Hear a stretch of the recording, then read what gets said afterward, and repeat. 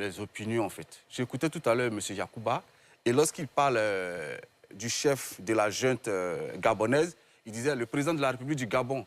Et lorsqu'il parle du chef de la junte du Burkina, il dit le chef de la junte du Burkina. Ah bah ouais, donc, j'ai pas fait attention. Oui, c'est comme ça. C'est la psychologie, en fait. Ça montre votre parti pris flagrant, mais c'est pas bien grave, vous avez le droit. Donc, je disais que il faut qu'on arrête ces qualifications à géométrie variable. Il faut qu'on arrête de s'effrayer avec des débats qui, à mon sens, n'en valent pas la peine. Monsieur Katinan, il est en droit d'aller au Burkina. J'écoutais Maître Meïté qui disait qu'il n'y a pas la démocratie au Burkina. Excusez-moi, mais si je voulais polémiquer, j'écoutais Maître Meïté qui disait qu'il faut être loyal vis-à-vis de son pays. Franchement, je n'ai pas envie de polémiquer.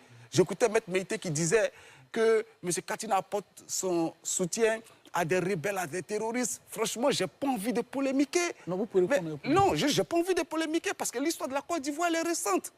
Vous voyez, il y a quelques années ici, il y a des partis politiques qui ont brandi des rebelles et des putschistes comme des héros. Avec en pleine une des journaux proches du parti au pouvoir actuel qui disaient bravo le sauveur ici.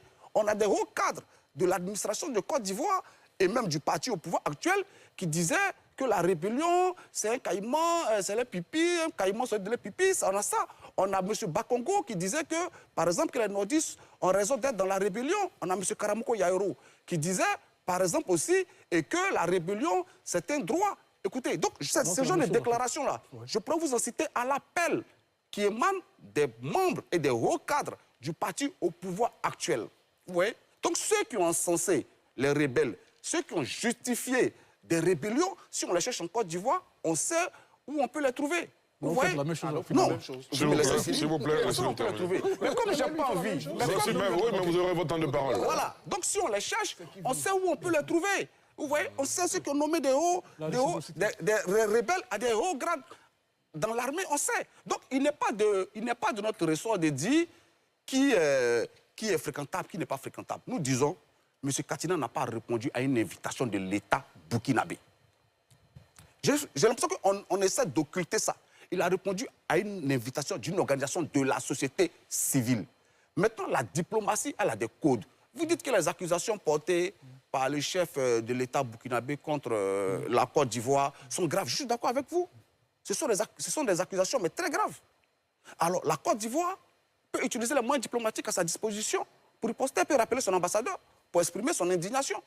Donc, si l'État de Côte d'Ivoire lui-même ne réagit pas à ces propos, c'est que l'État estime qu'il n'y a pas matière à réagir. Donc pourquoi on voudrait faire réagir? Parce que les citoyens, en général, alignent leur attitude sur celle de l'État.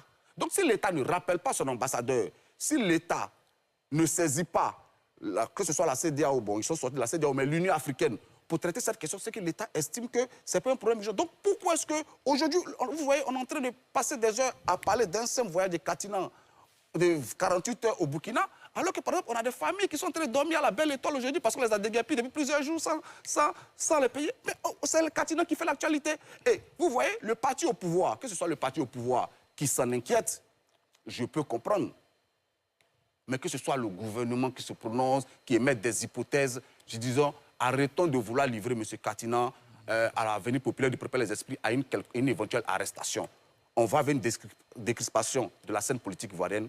Les Ivoiriens ont le droit d'aller venir partout. D'accord. Et d'exprimer des opinions, fussent-elles en contradiction avec l'opinion de ceux qui sont au pouvoir aujourd'hui en Côte d'Ivoire. Très bien.